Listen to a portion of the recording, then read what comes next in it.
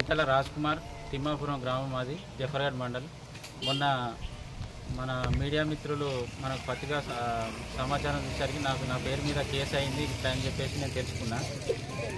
మొన్న 16వ తారీఖు నిమజ్జనం రోజు నాపై నేను మన బక్కం కరుణాకర్ మా గ్రామమే తన కొడుకు మద్యం తాపించి దాని మీద ఆయనను ఇబ్బంది పెట్టారని చెప్పేసి నాపై అక్రమ కేసు పెట్టి నన్ను ఇబ్బందులకు గురి చేసి నిన్న పేపర్ స్టేట్మెంట్ చూసేదాకా నాకు తెలియకుండా నాపై విచారణ చేయకుండా పోలీసులు నాపై కేసు ఎఫ్ఐఆర్ నమోదు చేయడం జరిగింది.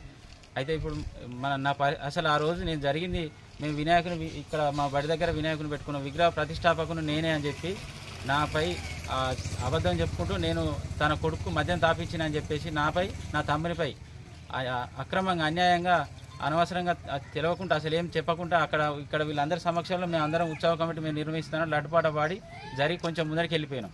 ఇంతలోగానే మాకు అబ్బాయి ఇక్కడ పడిపోయేది ఉంటే మా చిన్న తమ్ముడైన మా అనిలు అతన్ని ఇబ్బంది పెడతా ఉంటే నేను వచ్చి ఎందుకు పెడుతున్నారు ఏమైనా ఉంటే రేపు పొద్దుగాల మాట్లాడుకుందాం, అది ఇప్పుడు కొడతారని చెప్పేసి నేను అడిగినందుకు నాపై ఇలా దురుసుగా ప్రవర్తించి నాపైకే ఇంకా దుర్భాషలు ఆడుకుంటూ ఆయన చిన్నోని తీసుకొని పోయి హాస్పిటల్ చేసుకొని పోయిన తర్వాత అడ్మిట్ అయ్యారని చెప్పేసి చెప్పారు.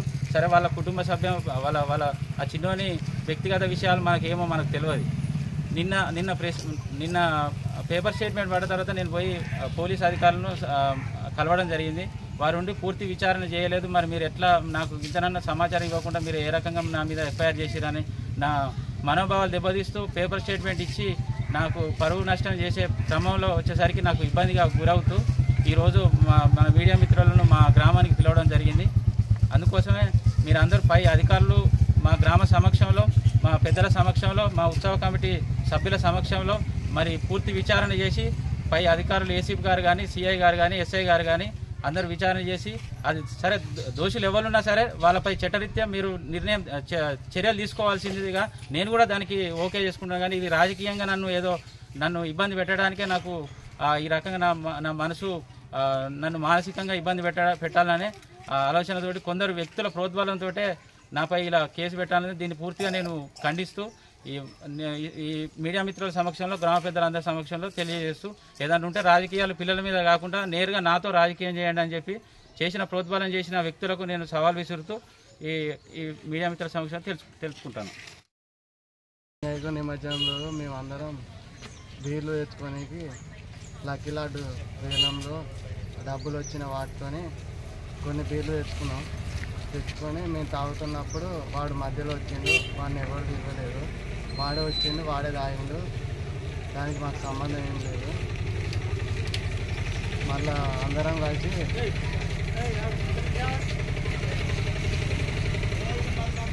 మళ్ళీ మేము అక్కడ కార్యక్రమం అయిపోగానే ఇక్కడ నిమజ్జనం కాడికి వచ్చినాం.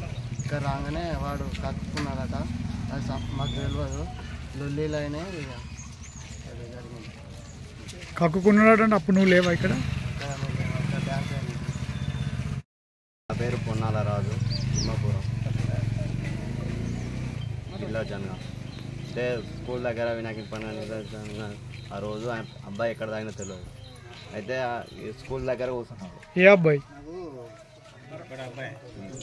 కరుణాకర్ వాళ్ళ కొడుకు పద్దు ఆయన పేరు. అయితే కూర్చుంటే కక్కుతుంటే ఆ మేడం 2-3 సార్లు అబ్బాయి కోసం ఎంకలా తిరిగినాడట, అటు ఇటు తిరిగినాడట. తిరిగితే వచ్చి ఇక్కడ కక్కుతుంటే ఎవరో చూసి ఆ వాళ్ళ అమ్మని తీసుకొచ్చి చెప్తే బయట తీసుకుపోయి కడిగిచ్చింది ముఖం అటు ఇటు చేపిస్తే బయట వండబెడితే జఫర్లో పట్టనంటే హన్మకొండ తీసుకుపోయి. నా పేరు బక్క మనోజ్, వరుణ్ సందేశ్ మా తమ్ముడు చిన్న బాటుకుంటాం. ఆ రోజు వినాయకుడి నిమజ్జనం నిమిత్తం బీర్లు లాగడానికి మేము పోయినాం.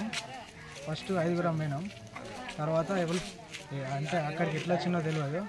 మేము తాగుతుంటే మధ్యలో వచ్చి అతను కూడా తాగిండు.